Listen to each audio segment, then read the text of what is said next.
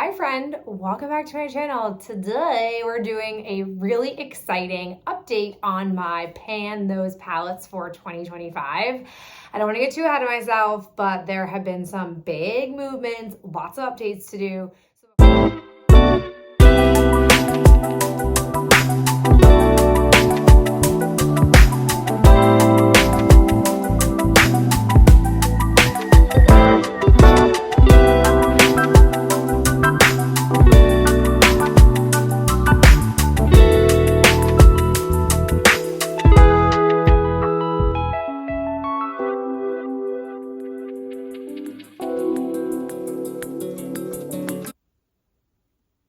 Let's go ahead now and take a look at what my palettes look like after 4 months of usage.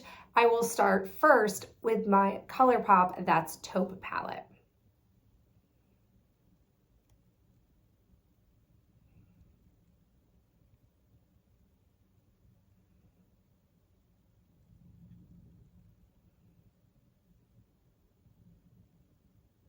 And here is what my Shadow Kiss palette looks like after 4 months of usage.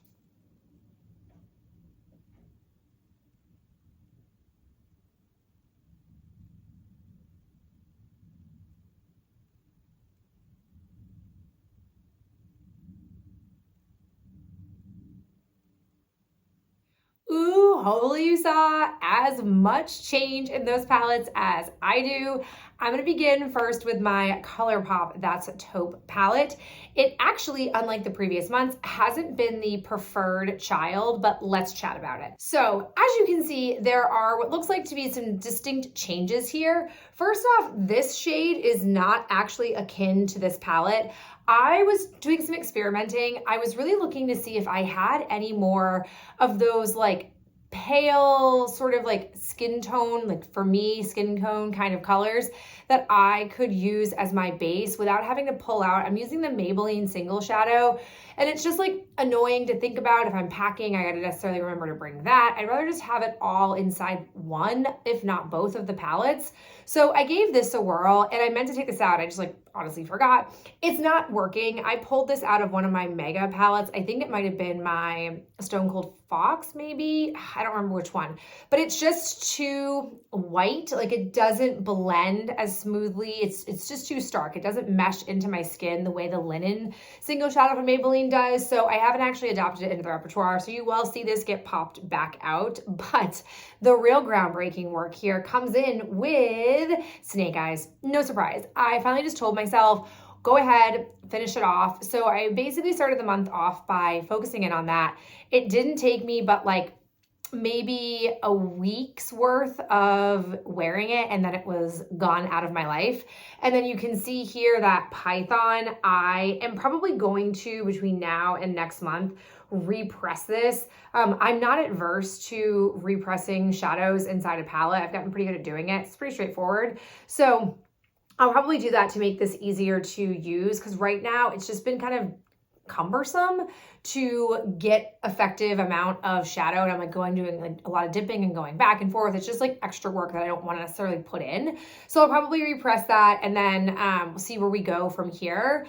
This palette, I did try to still do a little bit of playing with additionally, because I almost found myself going like, well, wait, now that Snake Eyes is gone, like this palette is sort of out of my mind, and it really is limited at this particular junction. And I think I might eventually get to a place where I have to mix my two palettes together, but I'm not there yet, so I don't want to give myself clearance to do so. So instead, I did a little bit more work with this shade. You can see here, like, this is what I'm talking about. It's sort of like a flaky, like malleable, it's just like a difficult, finicky, like Super Shock, basically a Super Shock shadow inside a palette, which doesn't really translate super well. Like I definitely wouldn't want to rebuy this palette for that shade. Like I'm coming back here for Snake Eyes, but honestly, I probably could just rebuy Snake Eyes. It's a single. I've already panned an entire single of Snake Eyes before. This is my second time panning the exact same shadow, which is kind of wild to think about.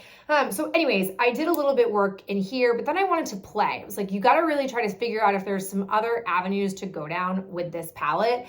And technically I can use Pebble Beach or Python. Either one of these goes fine with, what's this one even called? Oh, Slated. Goes Slated, like no problem. But I find that Boa is a little bit trickier. Boa is one of those shades where I think it's meant to like potentially be a brow bone type of look, but it doesn't really jive with my skin tone. It's a little bit too stark, like noticeable, not necessarily in line with what my skin tone is. And so I could see this really being more like a soft crease shade.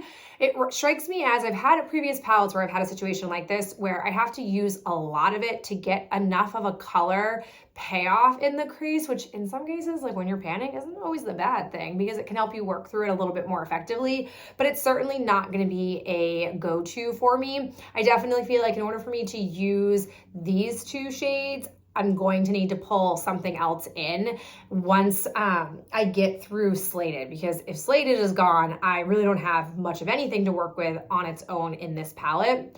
I've also done some playing with Cold Blooded, as you can sort of see here with usage. Cold Blooded is like an annoying shade is what I've come to decide. I knew I wasn't drawn to it originally because it looks like one of those shades where it's sort of almost meant to be like a satin, and it's not a color that I would typically like put all over my lid. It's almost a little bit too dark. Like I feel like when I put it on, it's like, oh, she's got shadow on her eyes. And I don't normally want those types of looks. I tend to like a lighter shimmer metallic on my eyes, but I persevered. And when I was first using it, I discovered a couple of things. It's finicky. It's one of those shades where you have to like pack a lot. It doesn't really smoothly like blend or sweep over your lid. So you have to like kind of work with it, keep going back, putting more on. It can be a little bit patchy on the lid. And then as I was doing that, I was noticing that there is like clear glitter in here. It's not like a shimmer shade where it's all well blended. It's like clear intentional glitter that when I was applying it, maybe because I have hooded eyes, was causing a lot of the glitter to sort of fall out, which really made this actually more of a like very barely categorized satin shadow, and it almost leans on the side of being matte. It does have like a little bit of shimmer in it. So I feel like satin is the best way to describe it, but it is okay. I've mostly just used it as a one shadow look. I'm not really prone to one shadow looks. I tend to prefer a matte in my crease, a metallic or a shimmer on my eyelids. So I don't necessarily know if I'm going to focus on panning it per se.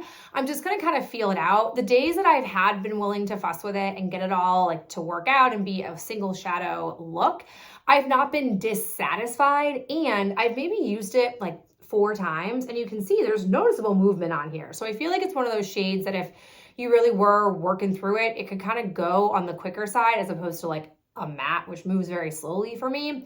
So that could be its saving grace. It could be what gets me to fully pan it, but it's not my favorite. And this palette is now like getting kind of bare bonesy. I'm thinking of it less when I really only have one lid look to choose from, and then a different like array, but kind of similar end game crease shade. So I'm still liking this palette, still glad I have this palette, but it's just been less favorited, which has actually been a good thing because it really forced me to dig more into Shadow Kiss, which I haven't necessarily been doing as much of the past few months. With that said, let's talk about Shadow Kiss because, ooh, look at her.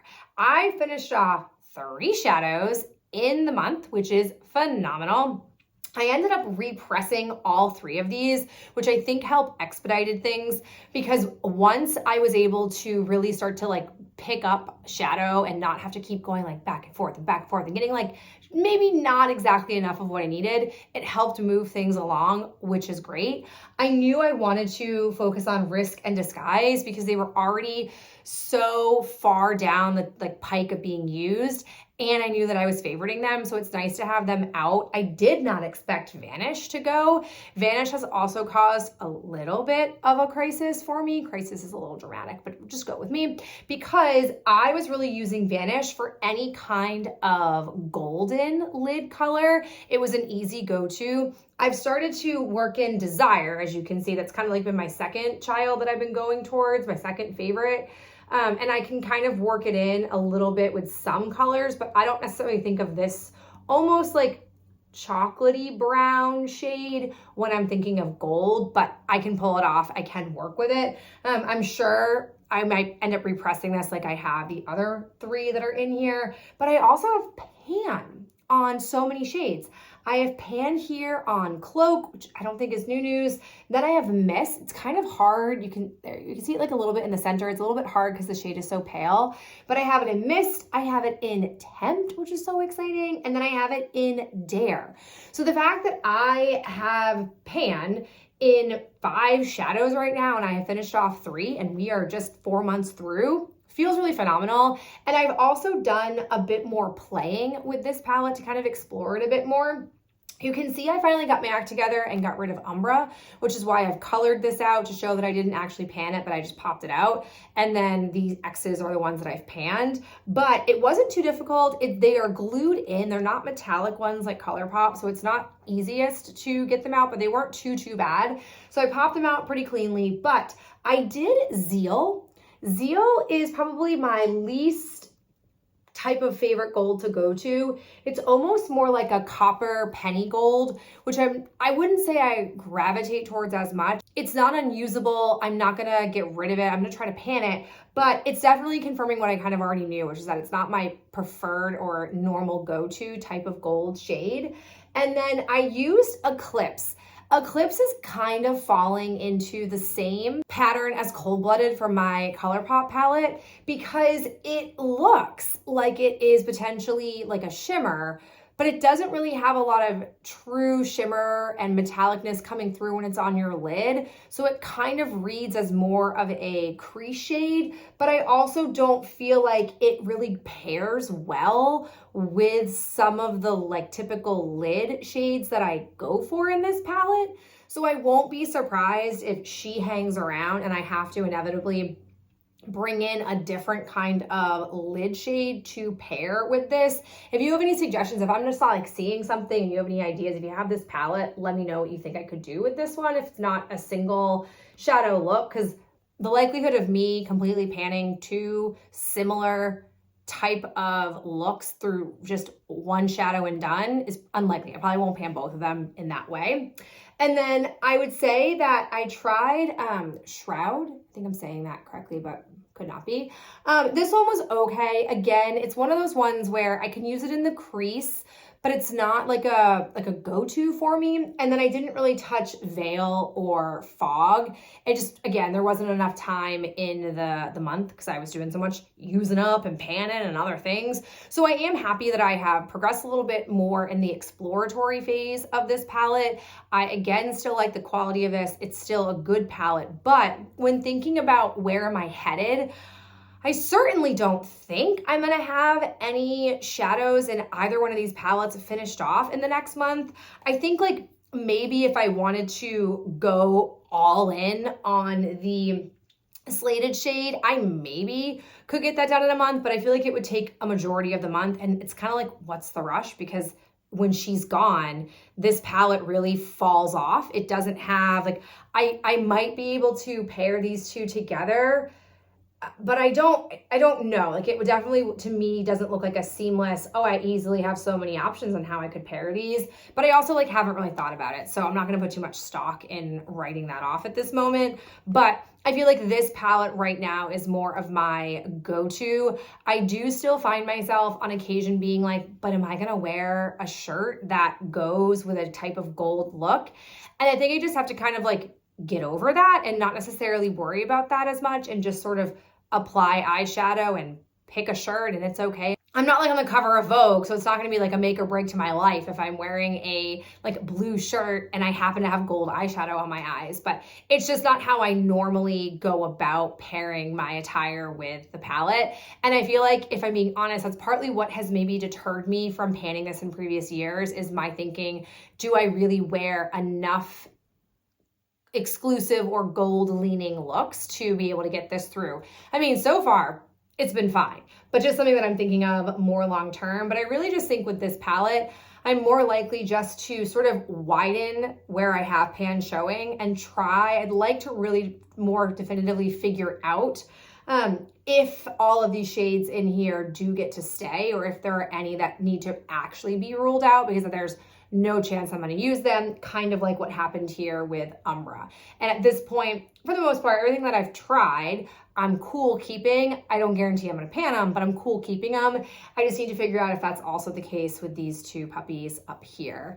And then I think like long term, I think depending on how the next couple of months will go, I may have to entertain finding some single shadows that are metallic that I can use to beef up my That's Taupe palette and then potentially my Shadow Kiss palette, unless I can figure out a way to merge them together a bit more and have some go-to looks that require both palettes, but doesn't require me to bring in something different. However, we are not quite there yet. I'm getting ahead of myself because I'm very excited about this progress. As always, thank you for being here. If you have any look suggestions for how I can mix and match or what kind of looks I can put together beyond what I've already talked about, please let a girl know, because I'm getting to a point where I might need some help figuring out how to create some of these go-to looks to get more usage in the palette. I'm gonna head out though. I think I'm gonna take Luna for a walk because it's super nice out. I hope you are having a fabulous day. And as always, thank you so much for being here, and I'll catch you in my next video real soon. Bye.